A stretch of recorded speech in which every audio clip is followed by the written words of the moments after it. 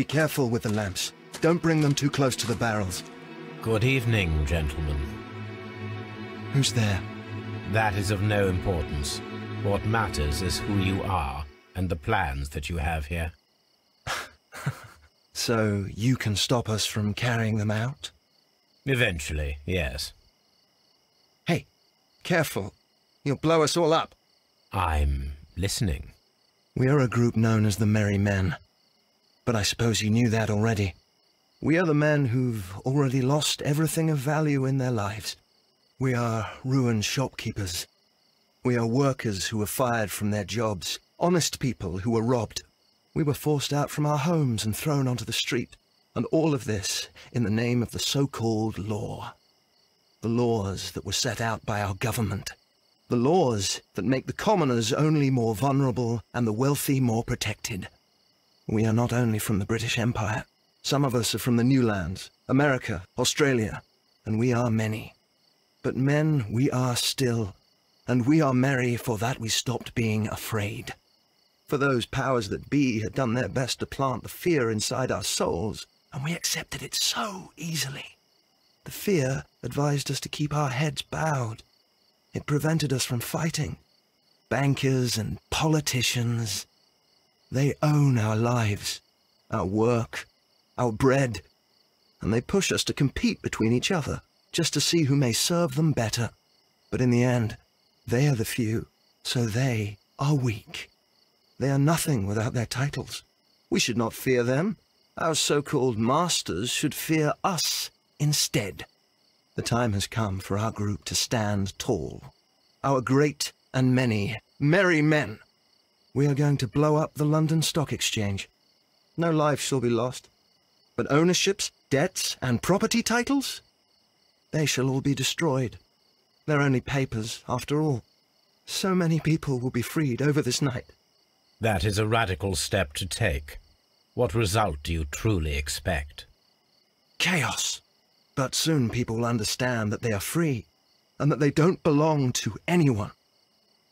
They will be able to work for themselves, together, without letting the rulers dictate what to do, and finally justice will arise.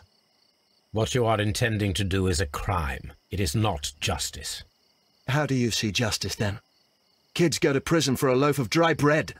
And how many lords do you see punished for stealing from their people?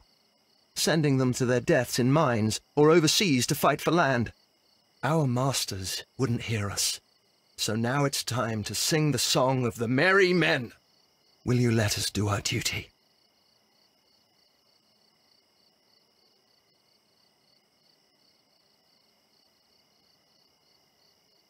When the law serves only the few, it can no longer be trusted. Every man is equal, and he has a right to choose his own way. And I shall not stop you.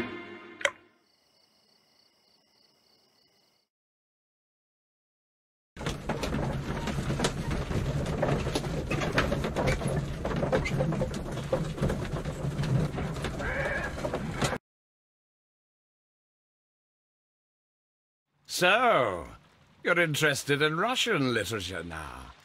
Quite, lately. It is an interesting book. I remember a few lines. Really? I tried reading it myself, but I had a hard time understanding it. Yes, Doctor. It's about intelligence. Sherlock, I vaguely recall one of the lines. Sometimes it takes something more than intelligence to act intelligently. There were also a few words along the lines of, pain and suffering are always inevitable for a large intelligence and a deep heart. Tell me, Doctor, does my brother show any signs of pain or suffering? Not that I know of. Because you see, Doctor, behind all of his masquerade, my brother does possess a deep heart. So deep that he does not recall where he places his love.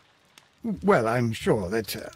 His love and his duty that, in the first place, should be directed towards the Empire. For without it, we would be nothing. A country filled with uncivilized men. I should leave now. Sherlock, Dr. Watson. What just happened? What was that? The start of a new world. Anything in the post, Watson? Any clients worthy of our attention? Only a second reminder from Mrs. Hudson about our new neighbour. She urges you to remove your... Oh, I don't care about that. Holmes, the lady who will be moving in shortly has requested the use of our spare room to place all of her boxes. Wait, what?